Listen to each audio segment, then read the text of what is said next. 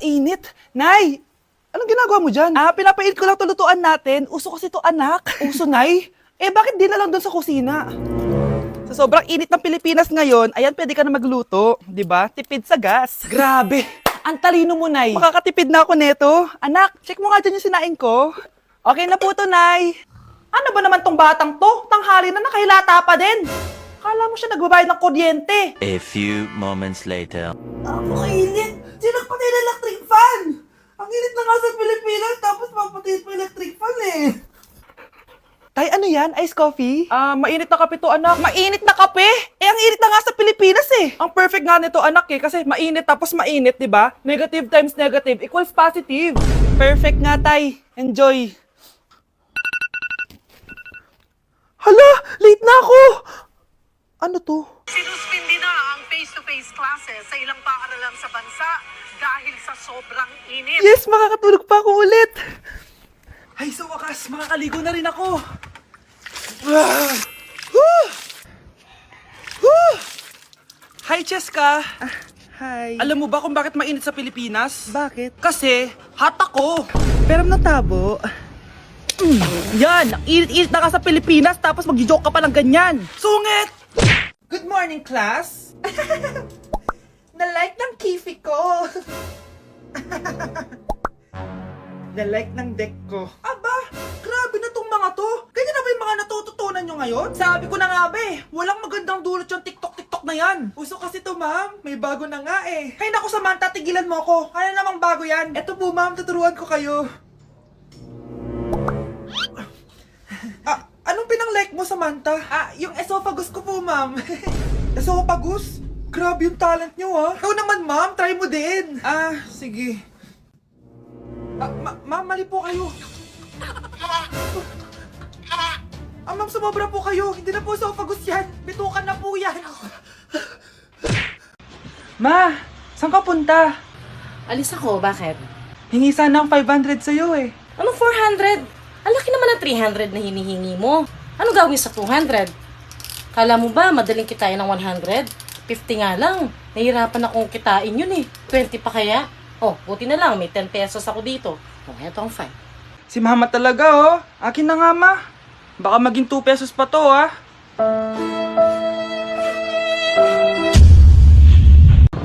Sana all may jowa!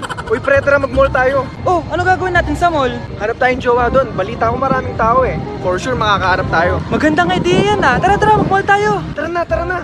Few moments later. Ayan na, nasa loob na tayo ng mall. Ang dami nga tao. Oh, bibigyan kita ng 1 oras. Dapat pagbalik natin dito, meron na tayong jowa. Sige, tara na. Hanap ako dito sa Tom's World. Ayan. Ate. Pwede ka bang jowain? Grade 7 ka pa lang. Sige.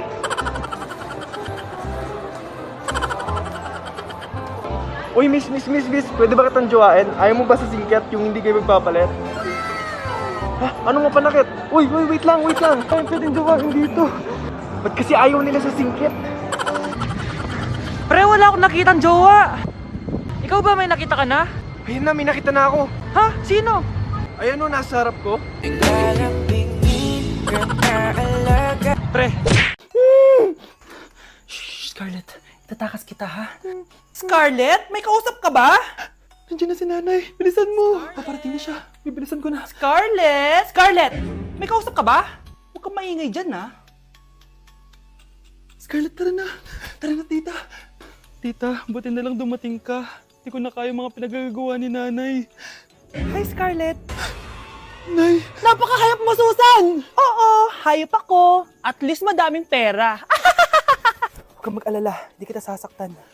Hindi ko na din kaya mga pinagagawa sa akin ni Susan. At ikaw, Scarlett, ipapakain ko sa'yo yung lason na binigay mo sa akin. Nay, wag po. Halika.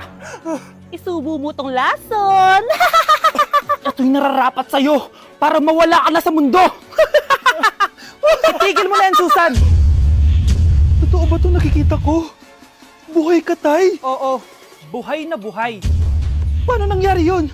Hindi pwede. Pinatay na kita! Simula pa lang ng una, alam ko naman na pera lang ang habol mo sa akin, Susan. Kaya nung naparalyze ako, alam ko na pagkakataon mo na yon para lasunin ako. Kaya inutusan ko yung polis para ipalit ako sa bangkay. hawak ko din dito yung mga papeles na magpapatunay na ninanakawan mo ako ng pera. Sumama ka sa akin sa presinto. Tandaan nyo to! Hindi ba ako tapos? Anak, sorry. Kinailangan ko magtago sa'yo. Okay lang, Tay. Ang importante, buhay ka.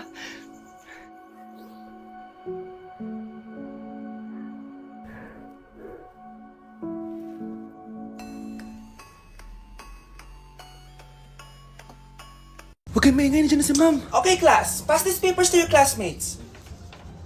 Ma'am, tapos na ako. Wow, ang bilis mo ah. Class, basahin niyo maayos yung instructions, ha? Ah, capital pala dapat. Thank you, ma'am. Capital, ma'am. Huwag kayong magmadaling sumagot, ha? A few moments later. Ang lesson natin for today ay mga unggoy. Magbigay kayo ng mga halimbawa ng mga unggoy. Ma'am, oranggutan. Tama. Ma'am ako, ma'am. Tama. Okay, class. Ang galing. So, nakapag-check na ako ng mga exams nyo. At, si Scarlett lang ang nakakuha ng 99. Yes! Talino talaga! Bawi din kayo, guys. At lahat kayo, perfect! Ako pala yung bobo. Class, so mag-vote tayo for Muse. So, sino ang ino-nominate nyo? Ah, ma'am, I nominate Scarlett for Muse. Uy, guys, ano ba? Parang yung tanga dyan. Class, seryoso to ha. Huwag mong gawin joke. Tapos pinutahan niya ako. Scarlett! Total, maingay ka naman. Gusto mo bang magturo dito sa harap? Ah, sige po, ma'am. Ang tapang niya. Sige, Scarlett. Pwede ka na magturo. Ah, ako na yung bagong teacher ngayon, di ba? Class dismissed. Lahat kayo exempted sa exam. At class 10 direct to the court. Vote Scarlett for president. Gusto niyo yun? Yes, Gusto natin yun. Anak, nakita mo ba yung cellphone ng tatay mo? Nilagay ko dun sa loob ng kabaong niya bago siya ilibing. Ha? Ba't mo naman ginawa yun, anak? May mga importante laman dun. Baka sakaling buhay pa siya para matawagan niya ako. Ay, Diyos ko talaga tong batang to.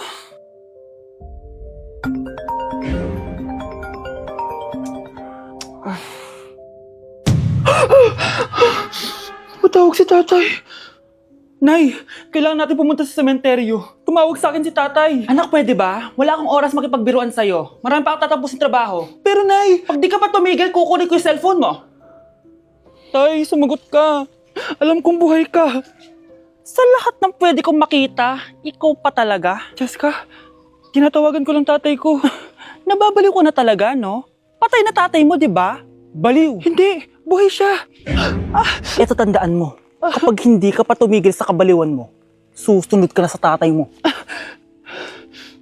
Sinabihan akong baliw ni Jessica tapos sinaktan niya ako. Totoo naman, di ba? Nabuhay ka. Anak, nabalitaan mo na ba? Ha? Ang alin, Nay? Patay na si Jessica. Natagpuan siyang walang buhay dyan sa may ilog. Ano? Ay, Diyos ko, kawawang bata. Tay, sumagot ka na please. Ikaw! Ikaw ang pumatay sa anak ko! Ano? Eh siya nga to ng away sa akin eh. Ikaw ang huli niyang kasama. Tandaan mo to. Isusunod kita sa tatay mo. Tay, hindi ko na alam gagawin ko. Sinisisi ako ng nanay ni Jessica sa pagkamatay ng anak niya. Natatakot ako. Anak, yung nanay ni Jessica. Oh, bakit Nay? Pinatay daw. Binitin sa may puno. Ano? Nakakatakot na dito sa barangay natin, anak. Sinong pumapatay sa kanila? Nay, may tao. Sino po sila? Magandang araw po. Ako po si Detective Jason. Ako ang may hawak sa investigation case sa pagkamatay ni Jessica at ng kanyang nanay. Bakit kayo nandito? Dahil dito.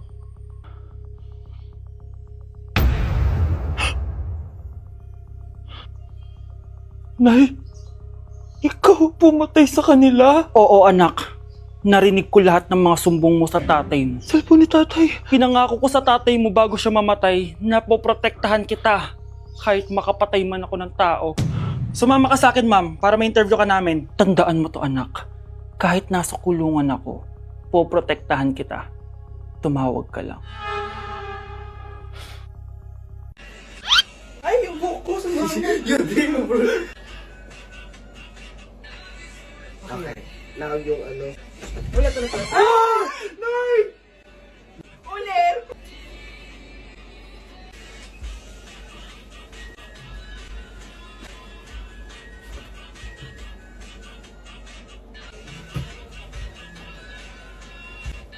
Bakit?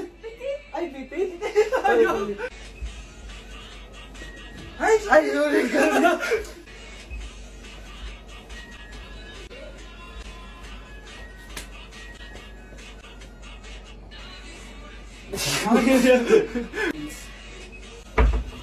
Grabe, ang pangit ko pala dati nung bata ako. Sino itong tumatawag? Hello? Scarlett, wag kang papasok bukas sa school, ha? Ha? Bakit? Sino ka ba? Basta, sundin mo na lang ako, please. Ano yun? Ang weird. Oh, anak, hindi ka pumasok? Ah, opo, Nay. Masakit po yung pagkaramdam ko eh. Ah, pagaling ka, anak, ha?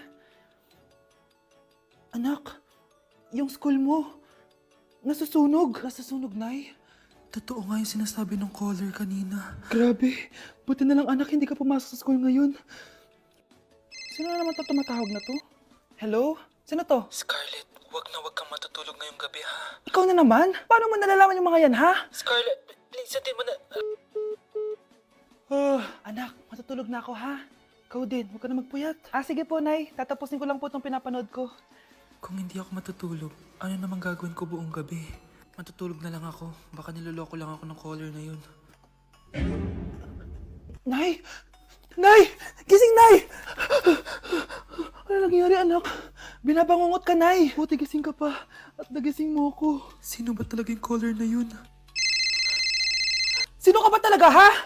Bakit alam mo lahat ng mga masasamang mangyayari? Gusto mo ba talaga ako makilala, Scarlett? Oo, dahil hindi ako matatahimik. Magkita tayo malapit sa puno ng mangga. Hello? May tao ba dyan? Hi, Scarlett. Ikaw ba yung caller? Gusto mo ba talagang makita kung sino ako? Oo. Ako ikaw, Scarlett. Galing ako sa future. Ikaw ako? Kailangan kong ayusin yung mga nangyaring masama. Paano? Paano nangyari yun? Basta, Scarlett, ayusin mo yung mga desisyon mo sa buhay, ha? Sige na, baka mahuli pa ako ng mga humahabol sa akin. Sandali! Sino humahabol sa'yo? Okay, class. Accepted sa exam ang may pinakamagandang spoken poetry. Ma'am, I volunteer. Wow, okay, Scarlett. Esophagus. Habang tayo'y kumakain sa pagkainan, hindi mawawala ang esophagus. Mananatili yan panghabang buhay. Dadaloy yan sa iyong sinapupunan. And I thank you. Magaling! Sinong gustong lumaban kay Scarlett? Ma'am, lalaban po ako. Okay, class. May lalaban pala kay Scarlett. Si Samantha. Pantog. Kapag tayo'y umiihi, syempre, kailangan hindi mo mapigilan ang iyong ihi, syempre, para iwas bato, para iwas sakit, syempre, may point siya. Kaya kung ayaw mo yun, umihi ka na umihi, para yung pantog mo, hindi magkaaberya lang ganon. And I thank you. Okay, class, parehas silang magaling. Kaso, isa lang ang mananalo. Sana ako yung manalo para perfect na ako sa exam. Sigurado namang ako yung mananalo dyan. Galing ko kaya. Ang nanalo ay si... Ako po, ma'am. Lalaban ako. Sige, Michael.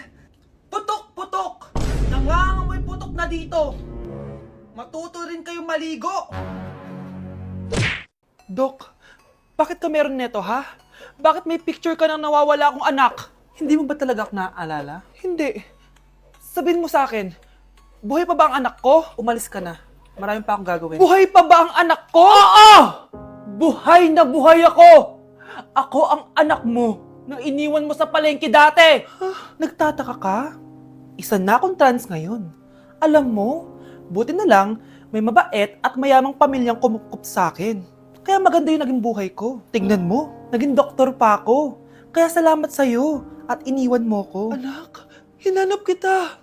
Umasa ako na babalik ka. Hindi na importante yan.